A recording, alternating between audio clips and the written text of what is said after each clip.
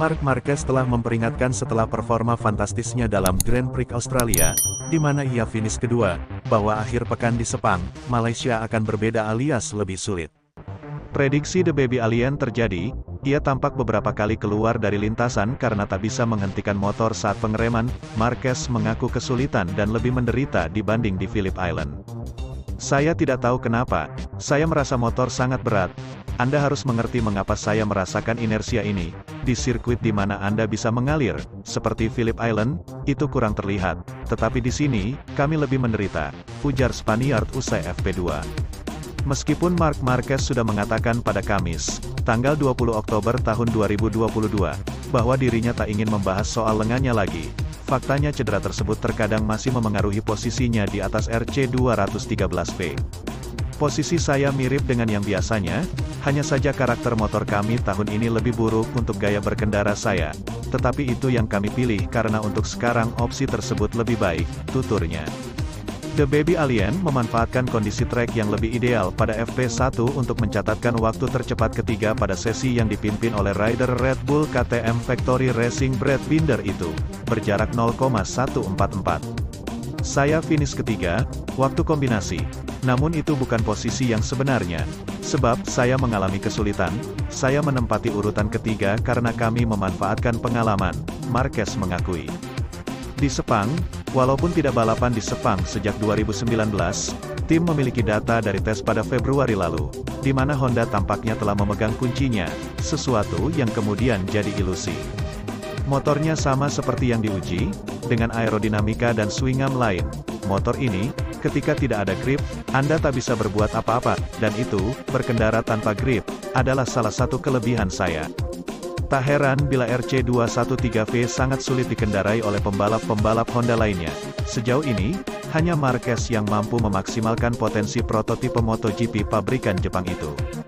Sementara itu performa inferior Izer M1 membuat bintang Yamaha Fabio Quartararo, yang menyandang status sebagai pemimpin MotoGP hingga akhir pekan lalu, kini dalam posisi tak menguntungkan dalam perburuan gelar.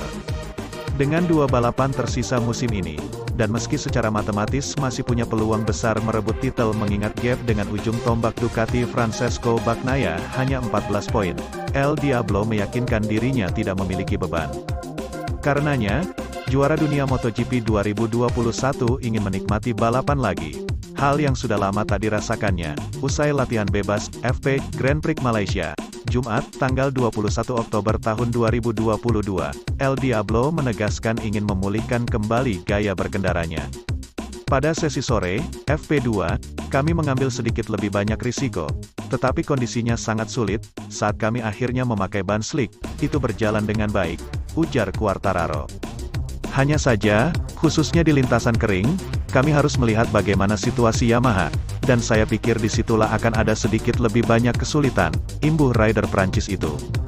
Setelah kehilangan keunggulan 91 poin atas Bagnaia pada bulan Juni, El Diablo ingin mencoba beberapa perubahan untuk mencari reaksi di mana dirinya bisa lebih berkembang.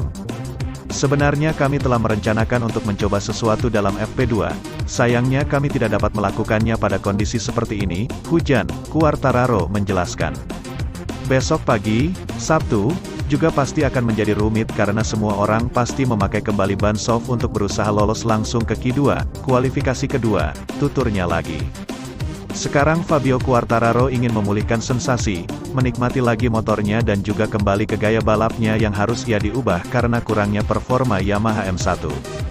Hari ini, Jumat, saya dapat melatih gaya berkendara saya, jadi itu berjalan dengan baik. Ini sebagian besar tentang sudut, kemiringan, maksimal. Saya sedang mengerjakannya sebab saya kehilangan itu sedikit, katanya, memang tidak sering. Tetapi di beberapa tikungan, saya sedikit kurang maksimal dan itu yang coba saya benahi. Jadi hari ini cukup positif. Quartararo, yang menempati P7 Team Sheet gabungan, menyimpulkan.